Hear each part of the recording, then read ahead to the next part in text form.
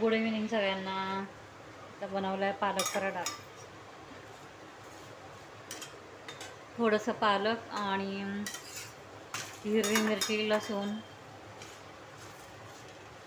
एकत्र वाटून पेस्ट बनवली आणि सेम गव्हाचं कणिक मळतो ना तसंच मळायचं, गव्हाच्या पिठामध्ये आपण चपात्या बनवतो तसं। हे पहा असा पालक पराठा होतो आणि हा इकडे होतोय अजून। एकदम सोपं आहे बनवायला पालक पराठा, कोणी पण बनवू शकतं।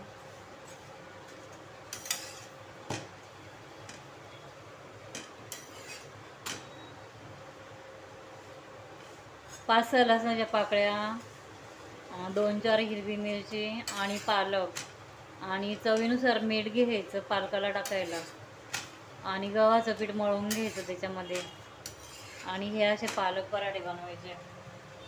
हे पण छान होतात एकदम।